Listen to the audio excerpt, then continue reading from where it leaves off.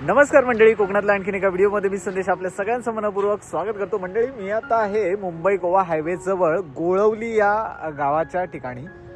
इथूनच आतमध्ये बघा, आता तुम्ही गोव्याच्या दिशेने जाल तर इकडूनच आतमध्ये एक रस्ता जातो जो राजवाडी या ठिकाणी जातो. तर आपण कशासाठी चाललो आहे तर खास गरम पाण्याच्या कुंडावरती आंघोळ करायला.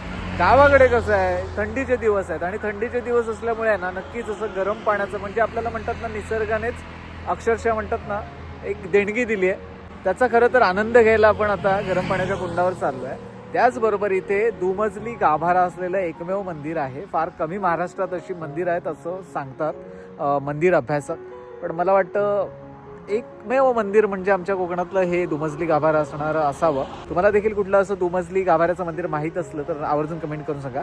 पहिलं तर जाऊया, आंघोळ करूया, आनंद घेऊया आणि हा आनंद तुमच्यासोबत शेअर करूया. चला मंडळी, व्हिडिओला सुरुवात करूया. बघा मंडळी, हा असा मुंबईवरून रोड येतो. हा गोळवली गाव आहे खरं तर. आणि इथे बघा राजवाडी फाटा म्हणून आहे एसटी स्टॉपचा, आणि इथूनच आपल्याला टर्न घेऊन आतमध्ये जायचंय. चला डायरेक्ट पोचूया गरम पाण्याच्या कुंडावर. आपला हिरवा घोडा बऱ्याच दिवसांनी आपण बाहेर काढलाय. संध्याकाळचं वातावरण बघा कसं झालंय, सुरेख, अप्रतिम.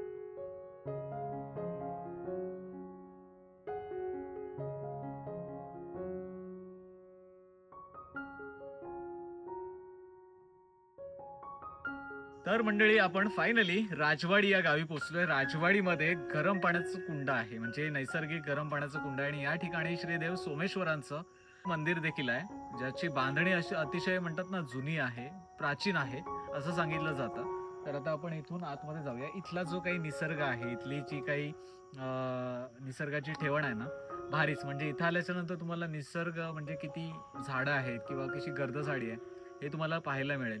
सो आपण आता आतमध्ये जाऊया, जातानाची वाट देखील तुम्हाला दाखवूया. या.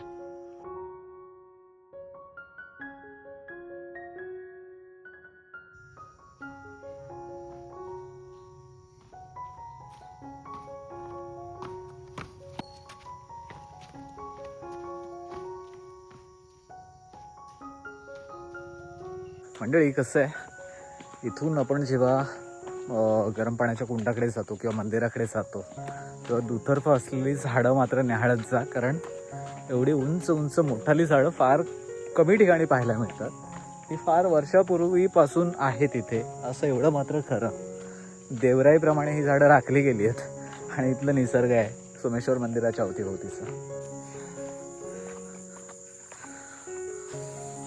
मंडळी, हे बघा, ही वाढ बघा कशी आहे. असं दुतर्फ मस्तपैकी माझ्या उंचीपेक्षा मोठं गवत वाढलंय आणि ही वाट आहे. पावसाळ्यात इकडे बऱ्यापैकी पाणी एकदम कट टू कट असतं.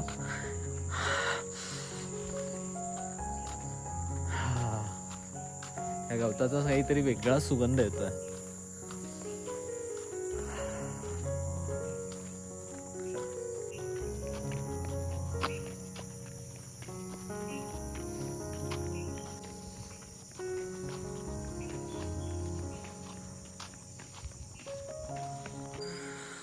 चला मंडळी, आपण मंदिराजवळ पोहोचलो आहोत आणि हे आहे गरम पाण्याचं कुंड.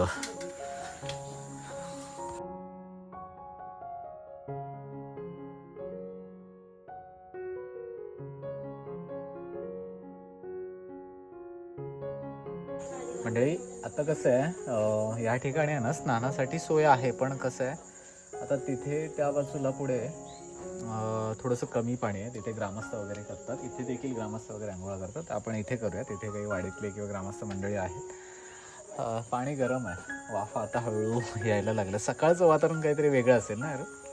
हां, सकाळी एकदम भारीच वातावरण असेल. चला मस्तपैकी गरम पाण्याचा आंघोळी करण्याचा आनंद घेऊया. इकडे बघा, पूर्ण आकाशाचं प्रतिबिंब पडतंय. हे बघा,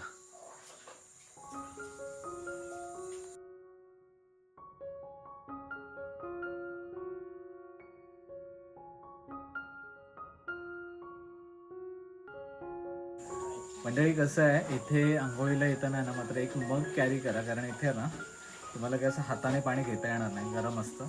आम्हाला आता आम्ही थोडंसं जुगाड केलं, इथेच असलेली एक बॉटल होती, तर इथे कोणतरी सोडून गेलेलं, ती आम्ही वापरणार आहोत. सो या बॉटलने अर्धी कट केली आणि त्यांनी पाणी घेऊन आंघोळ करणार आहोत. सो इथे कधी याल तर आवर्जून एक मग किंवा एक बादली कॅरी करा. चला पाणी बघूया किती गरम आहे.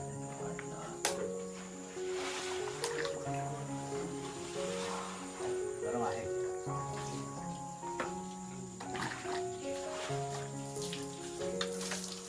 पाणी गरम आहे. नक्कीच थोडंसं थंड अजून काय संध्याकाळ व्हायची आणि थोडंसं लवकरच आलं, 5:15 झाले असते. थोडंसं 6च्या नंतर थोडी हळूहळू थंडी वाढायला लागते. सकाळचं इथलं वातावरण कायचं वेगळंच असतं, मग वाफा वगैरे असते. असो आंघोळी करून घेऊया पटकन.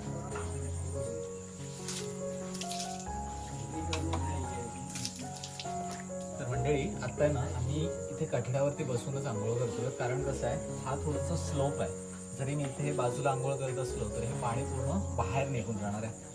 गेल्या वेळी पण आपण इथे आलो ना त्यावेळी बऱ्याच जणांनी कमेंट केले, अरे हे पाणी परत त्याच्यामध्ये, तर त्याच्या कुंडामध्ये पाणी जात नाही परत. तुम्ही इथे ओतलं इथून खाली डायरेक्टली खाली असं पास ऑन होतं, कारण ही जुनी बांधणी आहे, जुन्या लोकांच्या विचाराने कल्पबुद्धीने केलेली बांधणी आहे. त्याच्यामुळे याच्यामध्ये काही मिस्टेक नसते. बघा व्यवस्थापन कसं असतं हे अशा बांधणीवरून शिकायला मिळतं. म्हणजे इथे कोणी जरी आंघोळीला बसला तर हे पाणी स्लोपने खाली निघून जाईल. चला हे बघा. हा हा हा हा हा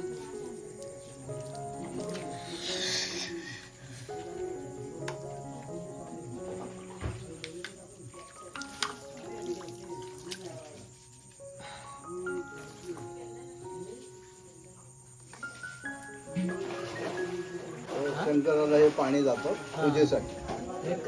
या पाण्याने शंकराला आंघोळ पाहिजे, दुसरं पाणी नाही. याच्यामध्ये कपडा वगैरे आंघोळ फक्त पाणी व्यवस्थित करायचं आणि शंकराचं दर्शन घ्यायचं.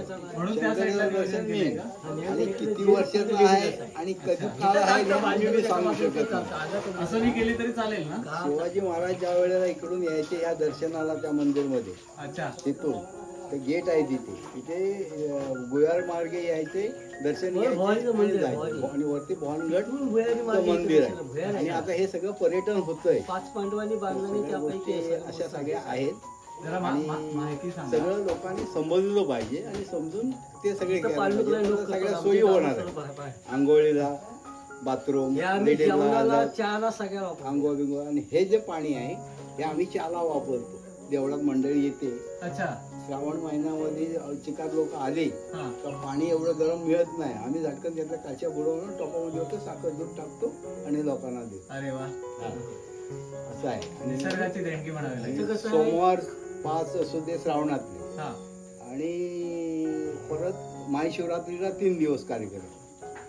आणि हे जे आता होणार आहे ही पाकाडीच होणार आहे. जसं मार्लेश्वरची जशी पाकाडी आहे तशीच पाकाडी होणार आहे. आम्हाला असं ठेवायचं नाही, गाड्या यायला खाली यायच्या नाहीत, त्या वरच राहू दे. मंडळी आता जी माहिती सांगितली ते इथले स्थानिक होते. रोलिंग आहे. तर मंडळी आता जी माहिती सांगितली ते इथले स्थानिक होते, लिंगायत महाराज होते. कारण पूजेचा सगळाच काही मानपान वगैरे असतं ते लिंगायत समाजाकडे असतं बऱ्याच अशा गावांमध्ये. तसे इथले लिंगायत महाराज आहेत, ते पूजा वगैरे करतात, बरोबर ना? 2 टाइम सकाळी संध्या. आणि या कुंडातून पाणी नेऊन अभिषेक वगैरे होतो देवावरती, पूजा वगैरे करणार. इकडे आल्याच्या नंतर कुंडामध्ये कसं पाणी परत जायला द्यायचं नसतं ना, त्याच्यासाठी सोय बाजूला देखील आहे. पण इथे ग्रामस्थ मंडळी वगैरे आंघोळ करताना पाहिले म्हणून मी इथे बसलो. करायचं असं घेतलं तरी चालेल ना? चला, ग्रामस्थांची परवानगी घेऊन आपण इथे बसलोय. आता तुम्ही जर आला तर बाजूला देखील थोडंसं कमी पाणी असतं, पण तिथे सगळे ग्रामस्थ आंघोळी करत असतात. तर आपण आता इथून डायरेक्ट तिथे जाऊया, कारण आता आपल्याला देखील सूचना मिळाल्या. चला, होय ना? चला तिथे जाऊया.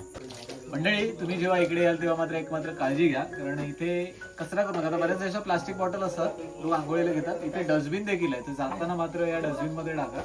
आपण आता थोडंसं कुंडाच्या या बाजूला आलोय जिथे ग्रामस्थ मंडळी वगैरे आंघोळ करतात. इथे थोडंसं कमी पाणी थंड असतं, कारण थोडंसं तिकडून पाण्याचा प्रवाह इथे थांबतो आणि इथून मग पुढे पाण्याचं व्यवस्थापन आहे. बरीच अशी ग्रामस्थ मंडळी, इथली स्थानिक मंडळी इथे आंघोळ करतात. इथे जागा नसेल तर मग कुंडाच्या बाजूला जिथे आपण बसलोय तिथे देखील आंघोळ करतात. सो आपण म्हटलं की कुंडाच्या बाजूला आंघोळ करण्यापेक्षा इथेच करूया, कारण ते पाणी परत आतमध्ये कुंडामध्ये जाता कामा नये, त्याची काळजी मात्र आपण घेतली आहे. चौकात पाय सरेल. इकडे लोड आला पाण्याचा, हे पाणी इकडंच आहे. त्याचा लोड इकडे येतं जरा करून असेल आता समजा ते नाही सांगतो कंटिन्यू गरम पण 12 मिनिट पाऊस. तुम्ही कुठून आलात? पुण्यात आलं पुण्यातून. अरे वा, कुठून? पुण्यातून. वाघोली कुठेतरी बघितलं नंतर मग परफेक्ट लक्षात आलं. मंडळी नाही आहे. मस्तपैकी छान असं गरम पाणी आहे आणि निसर्गाने दिलेली देणगी आहे. श्रीदेव सोमेश्वरांची कृपा आहे आणि त्याच्यामुळे या गावाला खरं तर गरम पाणी लाभलं म्हणावं लागेल. इथे काही ग्रामस्थ मंडळी आहेत, गावकर आहेत. नमस्कार. नमस्कार. नाव कसं? प्रकाश खांबे.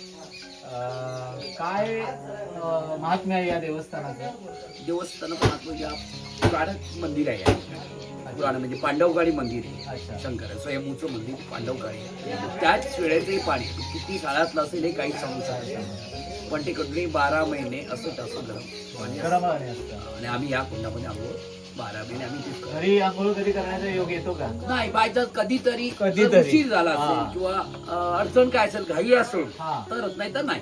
तर रोज आपलं नाही तर रोज आपला वर्षाच्या 12 कपडे महिने घ्यायची ना आंघोळीला येते. सकाळ संध्याकाळ. हो. आणि काही एक 5 याच्याने मिनिटाच्या रस्त्यावर तर आहे. बरीच मंडळी अशी म्हणतात की याच्याने थोडंसं अंगाचं दुखणं वगैरे जातं. बऱ्यापैकी अंगावरची खाज हा. म्हणजे थोडक्यात काय असेल तर आंघोळ केल्याने फरक पडतो. बरोबर. स्थायिक लोकांना आमच्या इथे नसेलच कोणाला, हा. कारण आम्ही इथे नेहमी आंघोळ करतो. बरोबर. पण लोकांना अनुभव त्यांचा आहे की 2-3 दिवस कंटिन्यू आंघोळ केली बरोबर. तर खास गेलीच पाहिजे. डॉक्टर करायची गरज. बरोबर. असा त्वचा अनुभव रोग आहे. वगैरे असतात ते हा. जातात या गरम पाण्यात. बरोबर. तर मंडळी असं निसर्गाने दिलेली ही भेट आणि आमच्या कुरळ गावाच्या नजीकच हे गाव आहे राजवाडी.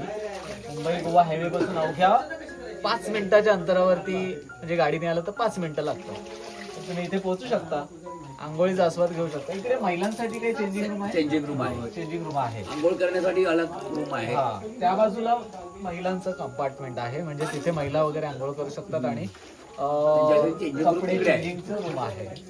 असं सगळी व्यवस्था आहे. अजून रिनोव्हेशनला गेले ना हे? हो.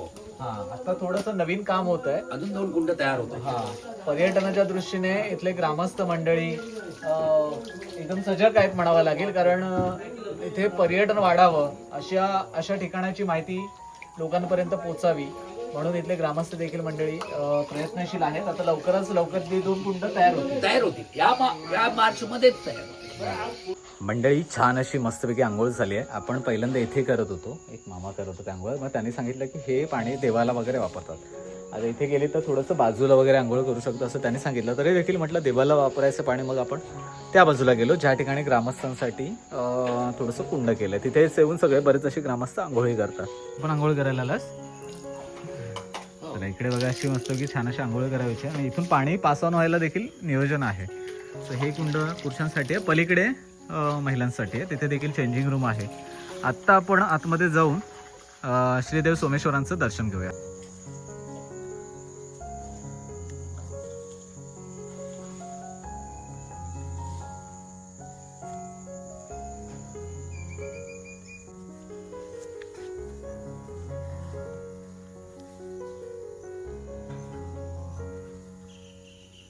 मंडळी मस्तपैकी छान अशी आंघोळ झाली आणि आता आपण आलो आहोत श्रीदेव सोमेश्वरांच्या मंदिराजवळ.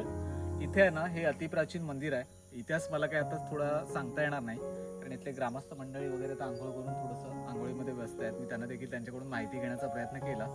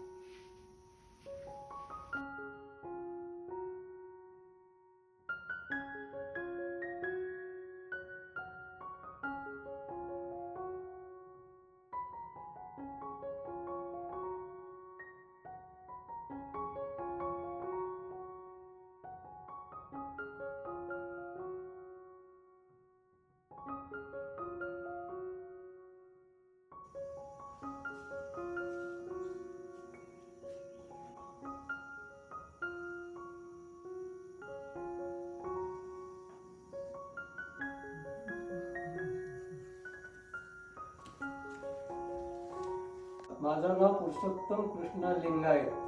ह्या शंकरच्या देवस्थानाचे आम्ही पुजारी. अच्छा. ह्या देवाची पूजा सकाळी सूर्योदयाच्या अगोदर, हा. संध्याकाळी सूर्यास्ताच्या आधी असे 2 टाइम पूजा चालते. अच्छा. ह्या देवाचं नाव सोमेश्वर आहे. बरं. पूर्वी चालुक्य राजा होता, त्यावेळेला ह्या देवाची देखभाल तो करायचा. अच्छा. आणि आम्ही गव्हर्नमेंटची माणसं, आम्हाला सणच आहे कलेक्टरने दिलेली. अच्छा. त्यावेळेला गव्हर्नमेंट वर्षाला पगार द्यायचा. अच्छा. हा, आमची सण जिवंत आहे, आम्हाला कोण काढू शकत नाही. अच्छा. आणि ब्राह्मण जे सरमुखार आहे त्याला इनाम जमीन दिलेली हा. आहे, त्यातून त्याने 3 दिवसाचा महाशिवरात्र उत्सव करायचा असं आहे. अच्छा. आणि ह्याच्यात हे स्वयंभूस्थान आहे. एका रात्रीत 5 पांडवांनी जे बांधलं त्यापैकी हे लिंग आहे. बरोबर. स्वयंभूस्थान. हा, त्यावेळेला इथे भवानीचं मंदिर आहे. शिवाजी महाराज त्यावेळेला भुयारी मार्गे इथे दर्शनाला यायचं. भुयारा इथं आतून भवानगडावरून. वाहनगडातून भुयारी मार्गे दर्शनाला यायचे. त्यावेळेला हा दरवाजा बंद होता. अच्छा. गणपती पाठवलेला होता. अच्छा. 30-40 वर्षाला शुद्ध करून घेऊ. आतलं त्यांना काही समजलं नाही. बरं. त्यावेळेस शंकराची पूजा बाहेरून व्हायची. अच्छा. ते पाणी ओतलं, ते पाणी बरोबर गळती जाऊन पडायचं. अच्छा. हा. आणि त्यावेळेला कसं आहे, त्यावेळेला कसं देव सगळं जागृत देव असतात ना. बरोबर. जबरदस्त अजून सुद्धा जबरदस्त पाळणूक करा. जरा काही चूक झाली तरी भरपूर त्रास होतो लोकांना. अच्छा. असं. श्रावण दर सोमवारी सप्ताह असतो. बरोबर. मग सकाळी 7ला उभा करा, सोमवारचा मंगळ सकाळी 7ला संपायचं. हरिनामाशिवाय काय चालत नाही. बरोबर. हा.